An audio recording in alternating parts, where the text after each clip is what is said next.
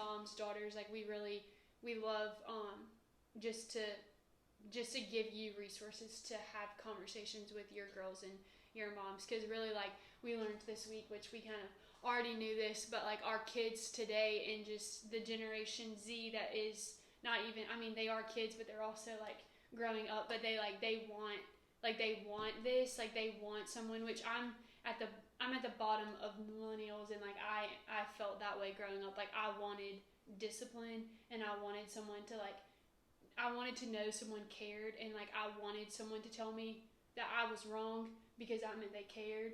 And so we definitely, like, we see, so moms, like, if you have girls, like, grab them, get these study guides, like, be sure that you're asking them hard questions, because I think they want the hard questions. And I agree with what she's saying, because, you know, God's written his law on our hearts. Scripture says that he has written his law on our hearts. So when children are young, you don't have to teach them how to sin. But you also have a captive audience for truth, because they're not as distracted yet. There are not as many things pulling on them, and they have the capability to answer these hard questions, whether you know it or not, whether you've taught them all of it or not, because it's written on their hearts, and they long for that. They long for the relationship, and they also, I think there's just so much more in them than we give them credit for. They're so smart, and they like want to be challenged, and they want to think through the hard things, but they're not going to do it on their own because they're scared. But they also, like, given the opportunity, like, they want to work through and figure out, like, oh, well, what would I do if this happened? Like, and they want you not to tell them what to do, but care enough to ask and to talk through it, and give them a chance to like give their opinion, and then they want you to give them your opinion. But it's safe space. Yeah, and it's the safe relationship that I mean, we're all like, that's what we're all longing for. We're all like, no matter what personality we have or what background we come from, like we all, like, in the end, like, we want to feel safe, we want to feel secure, like we want that in our relationships, because that's who Jesus is. Like that's I mean, he is that safety that we all long for. And if you don't know the questions to ask, or you feel like you have asked the questions and you're not getting any response, don't give up, and keep praying for wisdom, and keep praying for the opportunities to know how to speak to your child, because they could be having a hard day. They could be, I mean, we just don't know what they're struggling with. But just don't give up if one time doesn't work. Like, just pray about it again. Ask for wisdom, because James tells us that God gives wisdom freely to those who ask without finding fault. And I cannot tell you how many temper tantrums I have thrown on the floor because I didn't know what to do. I couldn't handle whatever was going on when my children were young. My oldest is 19 now. My youngest is 9.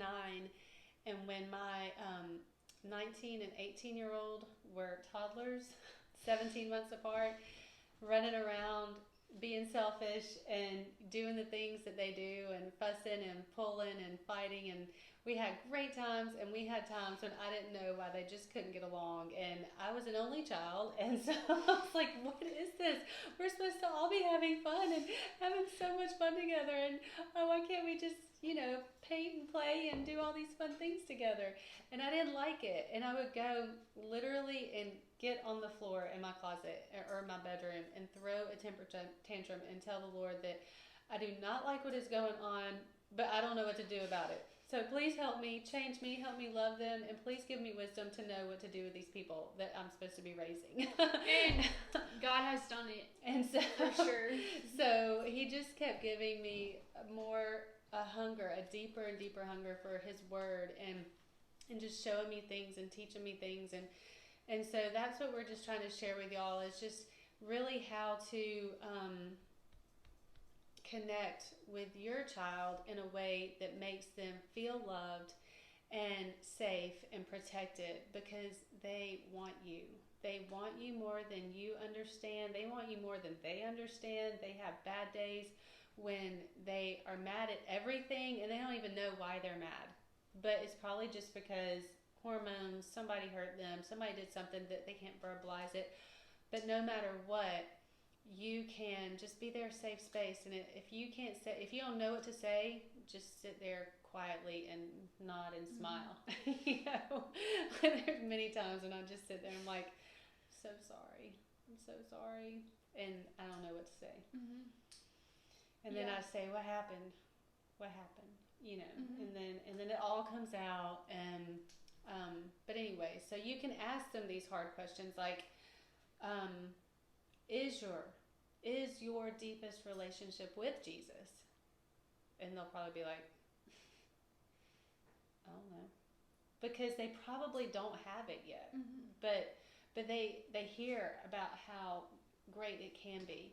You know, everybody gets the saved revelation at different times. Some people say they're 12. Some people don't get saved till they're 26. And, you know, you just never know what's going to happen. But you can still ask that question and then maybe kind of expand on it. Yeah. Another one is, what can you do intentionally to make sure Jesus is who you go to first? And they'll probably be like, I just want to talk to my friends.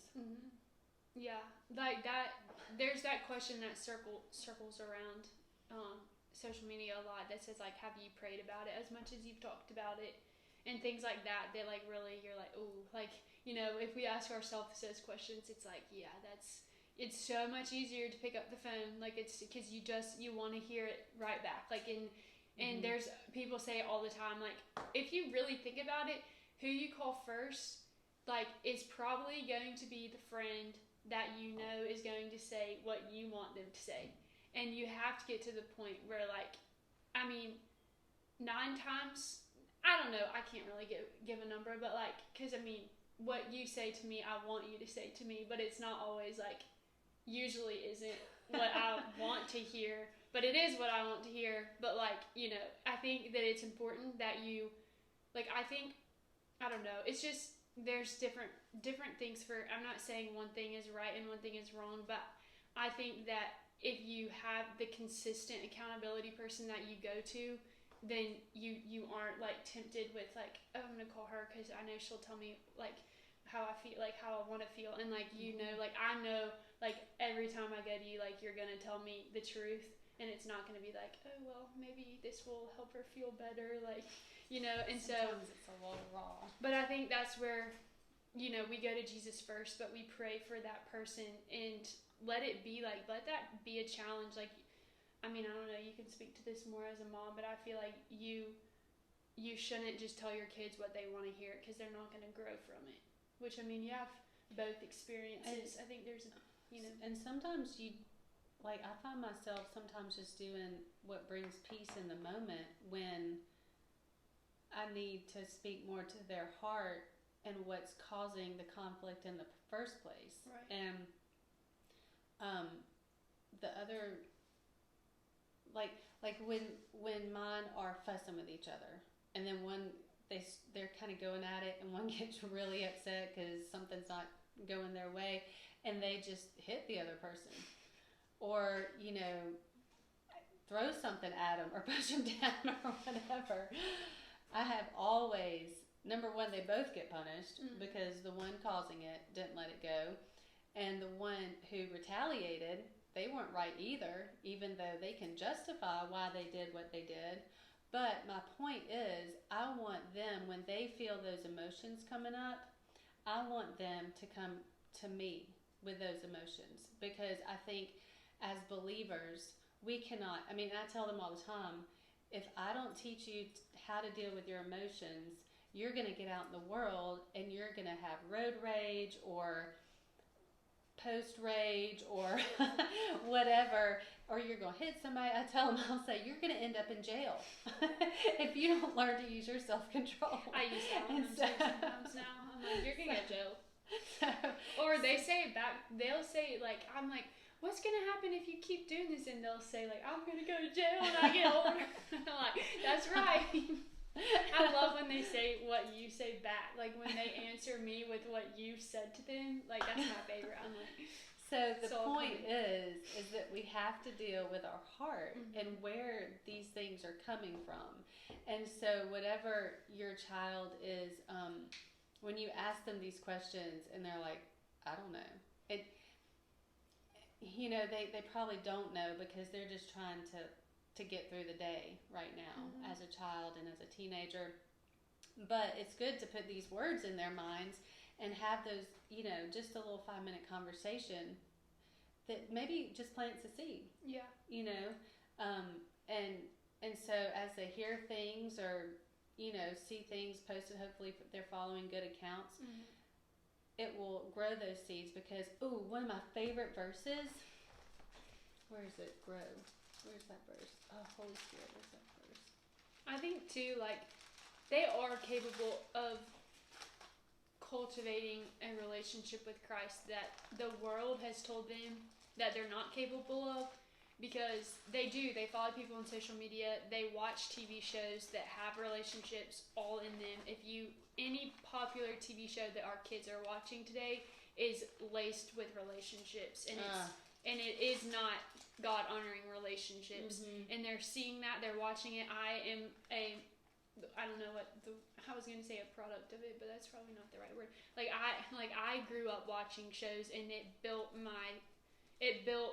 my view on relationships more than the Bible did because I was watching it. And now we have it where they are watching things on Netflix hours and hours and hours, and it's forming their brains. Just all the statistics of how their brains are forming because of social media and nonstop Netflix and just all the things that they're exposed to. And so they have the capacity to know that their deepest relationship is with Christ, or it's not. I think they just don't know how that looks. Yeah. And so they're watching all these things on TV because they can see it. Right. And that's why it's so important for them to see us and what our relationship with Jesus looks like. And also their relationship with us is the example of the relationship with Jesus. Because just like I tell mine, I want you to come talk to me. When you start feeling those things, come talk to me first. Yeah. So that you don't hit your sister. And then that is training for them when they're not with me anymore to go talk to Jesus first. And watch your face. I know that's what you always say, but it really is. I've learned that even through ministry and just growing up with girls, growing up with the girls in ministry is they really are. They're testing you to see how you're going to react, and that's how they're going to base what they say, and they're going to base their relationship with you, their safety with you. They're going to base on, okay, am I going to go back to mom and say something again? Because when I went to her last time, she started screaming at me because I told her that my friend was doing something wrong, not even me. And that's you kind of, which I had to learn, the deeper I am in relationships with whoever, the girls that would come to me and tell me something, but they would tell me what their friends were doing. And then in the beginning I would be like, they're doing what? Oh my goodness. And then I would end up realizing that, obviously my friend stories of how it ends up being those girls that are actually doing it, things like that. But I just realized I learned that I just stopped reacting to things because things stopped surprising me, but also just because I would be like, oh really? That's cool. And they're like, wait, are you not shocked? Are you not mad? And I'm like, no, and so even if I was, I had to, and you're really good at it too, just I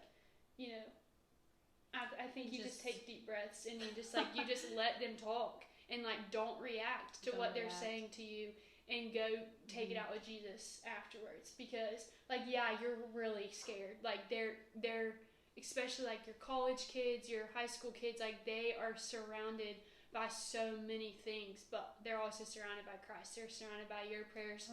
They're surrounded by everything that you take to the closet, and everything that you, and I've learned that from obviously the best, and and that's what you do. You have to realize your faith is bigger than your fears. Literally, if we could see it in real life, we see all the physical stuff that's around our kids, and we forget that we have the power to. We are building so much more over what we could be fearing. And like, I just wish that we could see, like, I wish we could see all of that, but we can't. So we just have to believe. That's right. So as you ask these questions, as you ask the hard questions, you are planting the seeds. And in 1 Corinthians 3, Paul's talking to the Corinthians about who's better, who's not better. He's saying nobody's better. Jesus is the best. We all just have different roles. And so in verse 6, he says, I planted the seed, Apollos watered it, but God made it grow. So plant the seeds. If we do our part, God is faithful. Even if we don't do our part, even if we mess up or forget to do something, keep praying that God will fill in the gaps, because he will. Yeah. He's so good. Because I just think about Ezekiel all the time. I think about Psalm 106 and 107 that's talking about all the unbelievers who turned away from God, who did whatever they wanted to, who didn't care. And then when they got so miserable, they cried out to God for help, and he saved them. And so, y'all, we can't mess this up, but at the same time, there are things that we can do to help and to not have as much pain. That's what I hate pain. I hate hard things. I mean, there was another, I have thrown so many temper tantrums between me and the Lord because I didn't want to go to jail. I took everything to the Lord. But I remember sitting there one day, I was like, this is so hard. I can't do this. I don't want to do this. I don't like hard things. And I cried and I screamed about it. And y'all, I mean, I just get raw honest with God, and I love my time with the Lord. Probably. I don't remember what happened yesterday. No, yesterday it could have. It could have happened. But that's the thing. Like, we don't have to do it. Like, all we have to do is have that deep relationship with Jesus and bring everything to him and cast our cares upon him and come to him, all who are weary and heavy laden and burdened, and he will give us rest. Like, so that's why we just plant these seeds. We don't have to know everything the Bible says, but we know that the one who wrote the Bible is the one that we just bring everything to. And so we bring our children,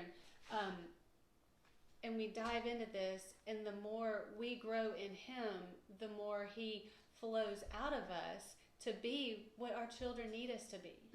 And that's the best thing about walking with Jesus is, I mean, there's so many good things. I don't know if there's a best thing. It's all good. But my point is just, we've got these things here as a tool to help you dig in.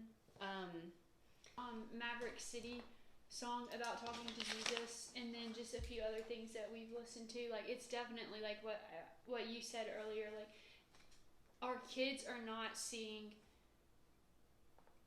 what a relationship looks like lived out with Christ, and I mean, some of them are. I mean, we have a generation falling from church, but we also have a big chunk of this generation who are chasing after Christ. And so, I mean, we don't live in despair that we just are just dealing with. I mean, they've been saying forever that millennials are, falling out of the church, and I worked on staff for 6 years with majority of millennials, and so it's definitely like there's one thing and then there's like what we see.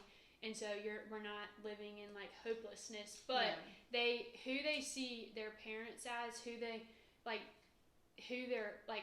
what their home is, what they wake up feeling, what they go to sleep feeling, like that is molding their hearts more than you could ever imagine, and like how you make them feel, and like what they see, like conflict resolution, and just the way we treat others, and just all of that stuff. Like, yeah, they're at school 8 hours a day. Like, yeah, that is a big majority of time that they are learning things. But honestly, like, there's nothing like greater than what you're teaching them at home.